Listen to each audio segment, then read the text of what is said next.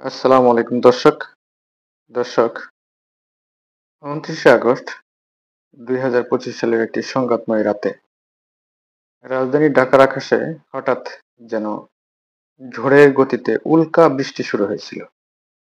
আলো ঝলমলে বিজয়নগরের রাস্তায় সাধারণত মানুষের পথচারণা সেদিন থমকে গিয়েছিল, স্তব্ধ হয়ে গিয়েছিল সাধারণ জনগণের কণ্ঠস্বর এক গভীর আতঙ্কের ছায়ায়। রাজনীতির মাঠ আবারও উত্তপ্ত, আর সেই উত্তাপের শিকার হয়েছেন গণ অধিকার পরিষদের সভাপতি নুরুল হক নূর। হাদার আলোর সংমিশ্রণে সেই রাতে আল রাজি টাওয়ারের সামনে দাঁড়িয়ে থাকা মানুষগুলো হঠাৎ দেখতে পেলেন ধাওয়া পাল্টা ধাওয়া, পুলিশের লাঠির আঘাত আর নেতাকর্মীদের ছোটাছুটি। এই ঢাকা শহর, যেটা বাংলাদেশের প্রাণ কেন্দ্র, যেখান থেকে প্রতিদিন আমরা স্বপ্ন দেখি নতুন একটি বাংলাদেশ গড়ার, আর সেখান থেকে এক ভয়ঙ্কর নাটকের উত্তপ্ত মঞ্চ তৈরি হলো। রাজনীতি শুধু বক্তব্যে সীমাবদ্ধ নয়, কখনো কখনো তা রক্তাক্ত রূপ ধারণ করে। আজকের ঘটনার সেই কঠিন সত্যকেই চোখের সামনে এনে হাজির করানো হলো। কে দোষী, কার আঘাতে কে আহত হলো, দল আর পাল্টা দলের মধ্যে সত্যিকারের দোষীকে চেনা বড়ই কঠিন।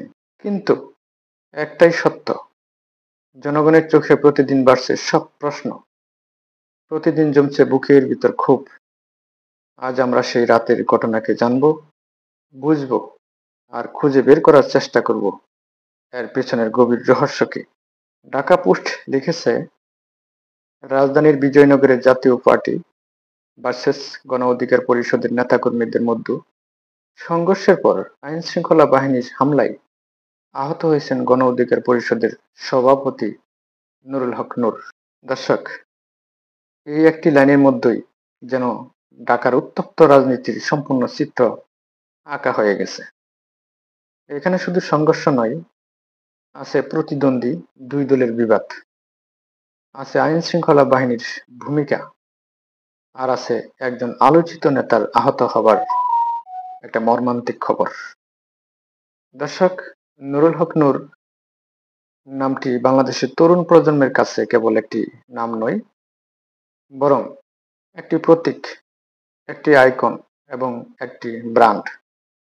আর সেই প্রতীক যখন আহত হয়ে পড়লেন, তখন প্রশ্ন জাগে, এটা কি শুধুই আকস্মিক ঘটনা, নাকি আর পেছনে রয়েছে আরো কোনো গভীর রাজনৈতিক খেলা? জাতীয় পার্টি বলেছে তাদের অফিসে হামলা হয়েছে, অপরদিকে গণ অধিকার পরিষদ বলছে তারা পুলিশের হাতে মার খেয়েছে। দুই পক্ষের অভিযোগ যখন বিপরীত, তখন সাধারণ মানুষের মনে বিভ্রান্তি জন্ম নেওয়া স্বাভাবিক। কে সত্য বলেছে, কে মিথ্যা বলেছে, আর এই বিভ্রান্তি হয়তো রাজনীতির অন্যতম চাল, যেখানে সাধারণ মানুষের চোখে কেবল ধোঁয়াশা আর আসল সত্য চাপা পড়ে থাকে ক্ষমতার ভারী এক বিশালাকার প্রাচীরের নিচে। গণ অধিকার পরিষদের সাধারণ সম্পাদক রাশেদ খান ঢাকা পোস্টকে বলেন, পার্টি অফিসের সামনে সংবাদ সম্মেলন করার প্রস্তুতি নেওয়ার সময় আইন শৃঙ্খলা বাহিনী আমাদের উপর হামলা করে, এতে নুরুল হক নূর মারাত্মক আহত হয়েছেন। দর্শক, এই বক্তব্য থেকে আমরা পাই তিনটি দিক। প্রথম, রাজনৈতিক দলের স্বাভাবিক কার্যক্রম আজ নিরাপদ নয়। সংবাদ সম্মেলনের মতো গণতান্ত্রিক কাজ যদি আক্রমণের শিকার হয়, তাহলে সাধারণ মানুষ কোথায় নিরাপদ? দ্বিতীয়ত, এখানে আইন শৃঙ্খলা বাহিনীর নাম উঠে এসেছে সরাসরি। প্রশ্ন হচ্ছে, তারা কি সত্যি নিরপেক্ষ থাকতে পারছে, নাকি রাজনৈতিক খেলায় তাদেরও ব্যবহার করা হচ্ছে? তৃতীয়ত, নুরুল হক নূরের আহত হওয়া শুধু একটি দলের ক্ষতি নয়, বরং দেশের তরুণ রাজনীতির জন্য এক সতর্কমূলক বার্তা। ঢাকা পোস্ট আরো লিখেছেন যে, প্রত্যক্ষদর্শীরা জানান, রাত ৯টার পর গণ অধিকার পরিষদের সঙ্গে আইন শৃঙ্খলা বাহিনীর দাওয়া পাল্টা দেওয়া হয়। এ সময় তারা আইন শৃঙ্খলা বাহিনীকে লক্ষ্য করে ইট পাটকেল ছুড়ে। এখানে স্পষ্টভাবে উঠে এসেছে সংঘর্ষের ভয়ঙ্কর বাস্তবতা।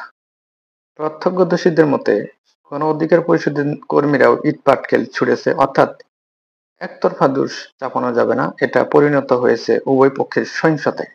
এই পরিস্থিতি আমাদের সামনে বড় প্রশ্ন রাখে। বাংলাদেশের রাজনীতি কি এতটাই দুর্বল যে যেখানে আলোচনার বদলে পাথর আর লাঠির খেলা চলে? এমন দৃশ্য শুধু ভীতি তৈরি করে না, বরং সাধারণ মানুষের আস্থা ভেঙে দেয় রাজনীতির শিষ্টাচারের প্রতি। ঢাকা পোস্টের আরেকটি লাইনে দেখা যায়, জাতীয় পার্টির মহাসচিব শামীম হায়দার পাটোয়ারি বলেন, গণ অধিকার পরিষদের হামলায় আমাদের বেশ কিছু নেতাকর্মী আহত হয়েছেন, অনেকে হাসপাতালেও আছেন। জাতীয় পার্টির বক্তব্যেও এই ঘটনার জটিলতাকে সামনে আনে। এক পক্ষ বলছে পুলিশ মেরেছে, অন্য পক্ষ বলেছে প্রতিদ্বন্দ্বী দল হামলা করেছে। এই পরস্পর বিরোধী অভিযোগের মাঝখানে হারিয়ে যায় আসল সত্য। এটা বোঝা যায় রাজনৈতিক প্রতিপক্ষকে দুর্বল করার জন্য অভিযোগের খেলা চলে, কিন্তু তাতে লাভ হয় না সাধারণ মানুষের। বরং তারা দেখে রাজনীতি মানেই সংঘর্ষ, রাজনীতি মানেই আহত মানুষের সারি। দর্শক, বিজয়নগরের সেই রাতের ঘটনাটি আমাদের আবারও শিখিয়ে দিল, বাংলাদেশের রাজনীতি এখন আগুনের ফুলিঙ্গে মোড়ানো। দল বনাম দল, নেতা বনাম নেতা, সবকিছুর মাঝখানে হারিয়ে যাচ্ছে জনগণের শান্তি, হারিয়ে যাচ্ছে নিরাপদ রাজপথের স্বপ্ন। নুরুল হক নূরের আহত হওয়া বা জাতীয় পার্টি কর্মীদের হাসপাতালে ভর্তি হওয়া, এইসব খবরই আমাদের মনে একই প্রশ্ন তুলে, কবে আমরা একটি নিরাপদ, শান্তিপূর্ণ রাজনৈতিক সংস্কৃতি ফিরে পাবো? আজকের আলোচনা শেষ করার আগে দর্শকদের উদ্দেশ্যে একটি কথা বলতে চাই। প্রশ্ন করতে শিখুন দর্শক, উত্তর খুঁজতে শিখুন। কারণ রাজনীতির মঞ্চে যারা নাটক সাজায় তারা চায় আমরা চুপ থাকি, আর আমরা যদি চুপ না থাকি তাহলেই বাংলাদেশের রাজনৈতিক পরিবর্তন আসবে। দর্শক, আমার চ্যানেলটি সাবস্ক্রাইব করবেন, কোনো প্রশ্ন থাকলে কমেন্ট করে জানাবেন, শেয়ার করে অন্যকে দেখার সুযোগ তৈরি করে দিবেন। আসসালামু আলাইকুম। সবাই ভালো থাকবেন। ধন্যবাদ। খোদা হাফেজ।